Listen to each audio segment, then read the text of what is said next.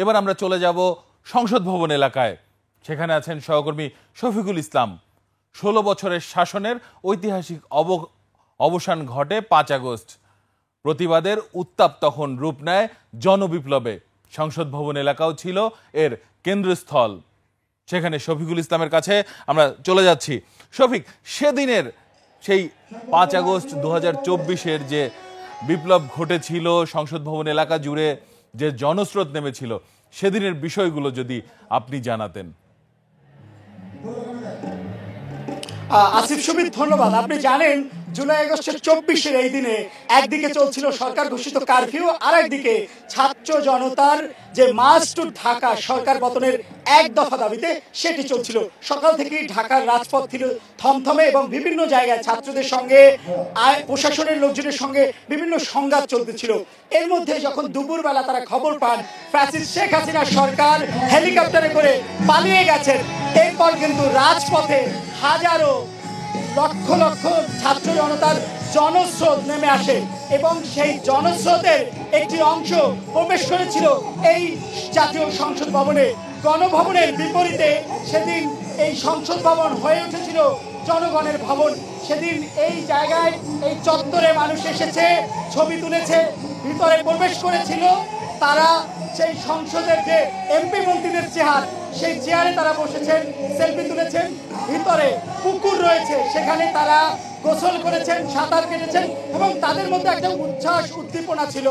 বলা চলে সেদিন এই সবুজ প্রান্তরে ধুলো উড়েছিল, কিন্তু সেই ধুলো ছিল গর্বের।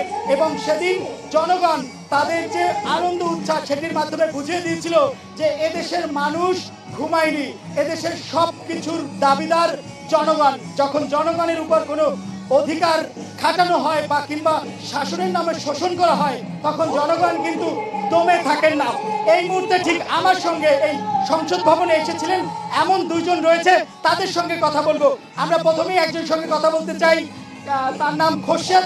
তিনি ছিলেন এই সংসদ ভবনে। সেদিন আসলে আপনি এসে কি দেখলেন একটু জানাবেন আমাদের দর্শকদের। ওই দিন আমরা সকাল থেকেই মানে এই মার্চে ডাক দেওয়া হলো, মহল্লায় ছিলাম। তো আমাদের মহল্লায় দিকে আবার সেনাবাহিনীর খুব ছিল আর কি, খুব ওই তারা পাহারায় ছিল যাতে মানুষ বাইরে হতে না পারে। তো যখন আমরা টিভির সামনে বসেছিলাম, যে কখন ঘোষণা শুনলাম যে এই সেনাবাহিনী প্রধান ঘোষণা দেবেন, তো অবাকই ছিলাম। যখন 2টা 2:30 বাজে, 2টার দিকে 2:20-এর দিকে আমরা আস্তে আস্তে জানতে পারলাম যে শেখ হাসিনা দেশ থেকে চলে গেছে, মানে পলাতন করছে। তখন আমরা আস্তে আস্তে বাইরে এলাম। বাইরে হওয়ার পরে প্রথমে আসলাম গণভবন আসার পরে অনেক মানুষের ভ্রমণ, এখানে অনেক মানুষ এসেছে এবং আমাদের আগারগাঁও থেকে এবং মিরপুর থেকে যে রাস্তাগুলো আছে পুরো মিছিলের মধ্যে পুরো রাস্তা বড় করে মানুষ আসছে। আমরা মিশলাম, আসার পরে গণভবনে ঢুকলাম। অনেক মানুষ অনেক কিছু আনতেছে নিতেছে। মূল কথা হচ্ছে ওইখানে যে একটা পরিস্থিতি ছিল, মানুষ যে 16 বছর যে স্বৈরাচার শাসনের ভিতরে ছিল, যে একজন মানুষের দ্বারা একজন মানুষ দেশের জনগণ কতটুকু অত্যাচারিত হলে এত আনন্দ হয়, এত উৎফুল্ল হয়, ওটা মানুষের চেহারা, মানুষের চালচলন, কথাবার্তা, উচ্ছ্বাসের মধ্যে জেগে উঠছিল।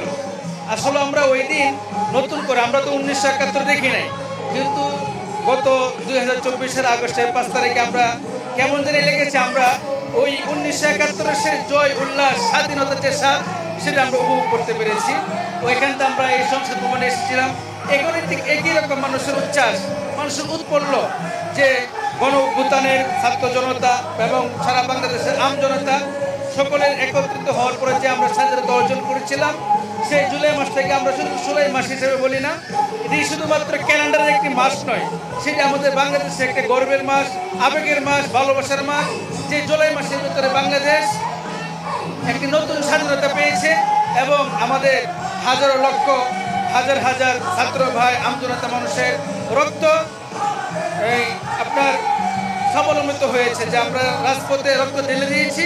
আলহামদুলিল্লাহ, তার পরিবর্তে আমরা আমাদের এই সুরা বাংলাদেশকে স্বাধীন এবং মুক্তি পেয়েছি। আলহামদুলিল্লাহ, ধন্যবাদ। যেমনটি বলছিলেন খোরশেদ সাহেব, যে সেই সময়ে তাদের মধ্যে এমন এক আনন্দ, উৎসাহ, উদ্দীপনা কাজ করেছে যে তারা যে একটা বিজয়, সেই বিজয়ের উল্লাস করেছে। অর্থাৎ দীর্ঘদিনের যে মানুষের পুঞ্জীবিত ক্ষোভ, সেই ক্ষোভের পর যে এক দফা দাবিতে রাজপথে নেমে আসা, তারপর ছাত্র জনতার বিজয়, সরকারের উৎখাত, এরপর কিন্তু মূলত তারা এই বিজয় উল্লাস করতেই শফিক, আপনি নিশ্চয়ই আমাকে শুনতে পাচ্ছেন। আরো একজন রয়েছে, শফিক, তার সঙ্গে একটু আমরা কথা বলবো এবং জানতে চাইবো সেই সময়ের যে পরিস্থিতি কেমন ছিল বা কি দেখেছিলেন সেই সময়টাতে। আমাদের সঙ্গে রয়েছেন অলিউল্লাহ। আচ্ছা, কেমন সেই সময় আপনি কি দেখলেন? আপনিও তো আন্দোলনের সম্মুখ সারিতে ছিলেন। আন্দোলনে যখন আমরা আসছি, আসলে আমরা কোনো রাজনৈতিক দলের এখতিয়ারে আসি নাই, আমরা কোনো রাজনৈতিক দলের ডাকে আসি নাই। আমরা আসছিলাম মূলত যে কোটা সংস্কার দিয়ে শুরু হয়, কিন্তু আমরা যখন কোটা সংস্কারের একটা চূড়ান্ত পর্যায়ে চলে আসি, যখন আমাদের আবু সাইদ মারা যায়, তারপর থেকে আমাদের এই আন্দোলনটা বেগবান হয়।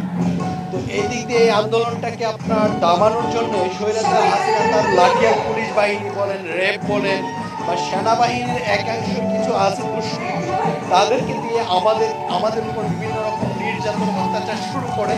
এই তার দীর্ঘ একটা 17 বছরের শাসন আমলে আপনি দেখবেন হত্যা এমন কোনো কিছু নাই যে সে করে নাই, শুধুমাত্র তার ক্ষমতাটাকে দীর্ঘায়িত করার জন্য। যেটা স্বাধীন বাংলাদেশের পরবর্তী সময়ে বঙ্গবন্ধু সর্বপ্রথম ঘোষিত বাকশাল কায়েম করতে চেয়েছিল, কিন্তু করতে পারে নাই। সেই বাকশাল কায়েম করার পূর্বেই আপনি এসে কি দেখলেন এই সংসদ ভবন? আমি সেই দিন যেটা দেখছি, এটা হচ্ছে আপনার দীর্ঘদিনের যে একটা অত্যাচার, নির্যাতন, সেই নির্যাতনের যে মানুষের নিষ্পেষিত হয়ে গেছে, তারই একটা দীর্ঘশ্বাস এই 5ই অগাস্ট, যেটা আমরা 26শে জুলাই নিয়ে আসছি। আমরা সেদিন সারা রাত, 35শে জুলাই সারা রাত আমরা প্রচণ্ড রকমের একটা চাপে ছিলাম, প্রেশার ছিলাম, কী হবে না হবে।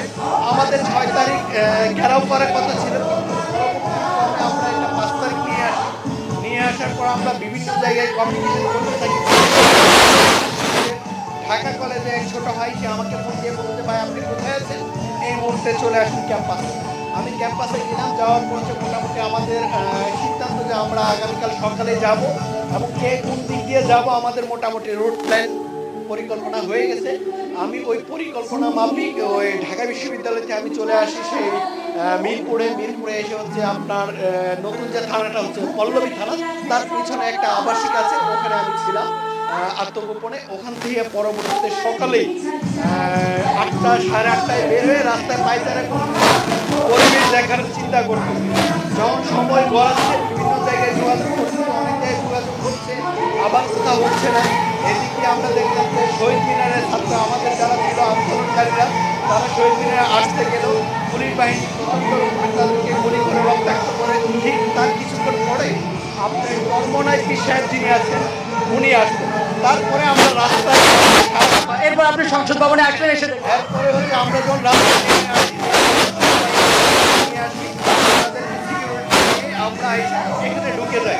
যখন আমরা এই রাস্তাটা দিয়ে আসি, অনেকে আবার ওই পিছন পাশটা চলে গেছে, কিন্তু আমরা এদিক দিয়ে যখন আসি, ঢোকানো ছিল এখানে নারী। ওকে, আমরা শুনছিলাম তার কথা, যে তিনি জানাচ্ছিলেন যে এই সংসদ ভবনে তিনি এসেছিলেন।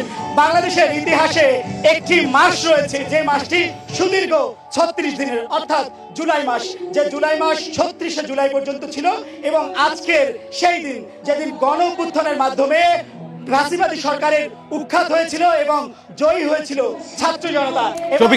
কিন্তু সেই দিনটি ঘিরে এখানে 36শে জুলাই উদযাপন হচ্ছে এবং যেখানে আপামর জনসাধারণ সবাই অংশ নিয়েছেন এবং সকল শ্রেণী পেশার, ছোট বড় বৃদ্ধ সকল মানুষ এখানে এসেছেন এবং তারা আজকে একটি বার্তা দিচ্ছে। শফিক, আপনাকে অসংখ্য ধন্যবাদ আমাদের সঙ্গে যোগ দেওয়ার জন্য।